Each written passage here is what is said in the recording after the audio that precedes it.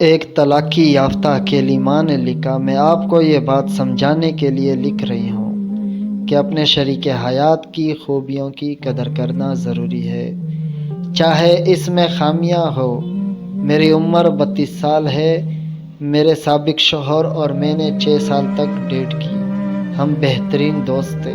میں نے انتظار کیا یہاں تک کہ اس نے کالج مکمل کر لیا اور کام شروع کر دیا۔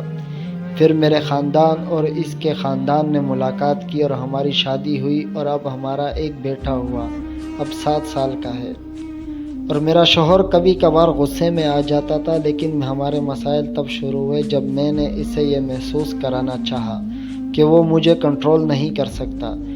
جب بھی ہم جھگڑتے میں اپنا سامان باندھ کر اپنے خاندان چلی جاتی اور انہیں ساری صورتحال سے آگاہ کرتی۔ اس کے بعد میری بہنیں میرے خاوند کو فون کرتی اور ان پر چیختی چلاتی۔ اگر وہ مجھے کنٹرول کرنے کی کوشش کرتا تو میں ہمیشہ اس سے یہ کہتی کہ آپ مجھے طلاق دے سکتے ہیں۔ میں کبھی طلاق نہیں چاہتی تھی، بس مجھے اپنی عزت کا خیال تھا اور میں کبھی بھی اس کی نظروں میں ایک کمزور عورت نہیں بننا چاہتی تھی۔ اور میں نے ایک دن سے اسے اتنا تنگ کیا کہ اس نے پہلی مرتبہ مجھے مارا اور گھر سے باہر نکال دیا۔ میں نے اپنے خاندان کے پاس چلی گئی اور میرے خاندان نے پولیس میں رپورٹ کرائی اور ہر بار ایسے ہی لگتا تھا جیسے میں ہی مظلوم ہوں، لیکن حقیقت میں نے اپنے شوہر کو جذباتی طور پر تکلیف پہنچائی تھی۔ اسے گرفتار کر لیا گیا اور حراست میں رکھا گیا۔ اس کے خاندان نے مجھ سے کیس واپس لینے کا کہا۔ مجھے محسوس ہوا کہ میں غلط کر رہی ہوں۔ میرا شوہر کبھی بھی پرتشدد انسان نہیں تھا۔ اس نے جو کیا اس لیے کیا کیونکہ میں نے اسے مجبور کیا۔ پھر بھی اس نے کھلے دل سے معافی مانگی۔ میں نے کیس واپس لے لیا اور ہم دوبارہ مل گئے۔ 3 مہینے بعد ایک چھوٹے سے مسئلے پر میں نے پھر سے اپنا سامان باندھ لیا اور وہ اکیلا رہ گیا۔ 2-3 دن بعد مجھے اس کے گھر سے کال آئی کہ وہ ہسپتال میں ہے۔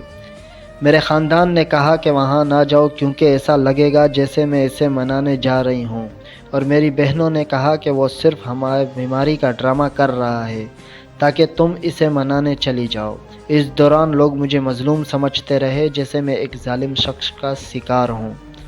وہ 1 ہفتہ ہسپتال میں رہا۔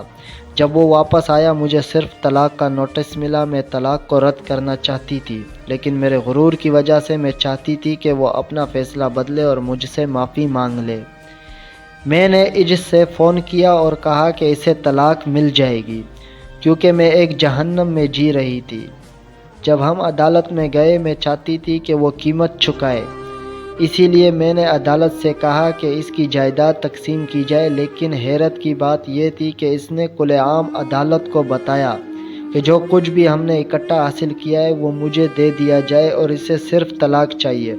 ہم جولائی 2009 میں طلاق یافتہ ہو گئے۔ اب میرا شوہر شادی شدہ ہے جبکہ میں یہاں برباد ہو رہی ہوں۔ میرے خاندان والے میرے بارے میں چغلی کرتے ہیں، میں اپنی بقا کے لیے، اپنے بیٹے کے لیے جو میرے شوہر سابق کی اولاد تھی، اس پر انحصار کرتی ہوں۔ مجھے معلوم ہے کہ میں نے اپنی شادی برباد کی۔ میں اپنے گھر میں تمام بیویوں کو بتاتی ہوں کہ انہیں مشورہ لیتے وقت احتیاط کرنی چاہیے، دھوکہ نہ کھائیں، اپنے خاندان کی مداخلت کو اپنی شادی میں نہ آنے دیں۔ جن لوگوں نے مجھے طلاق لینے کی ترغیب دی وہ ہمیشہ میرا مذاق اڑاتے ہیں اور میرے بارے میں بری باتیں کرتے ہیں۔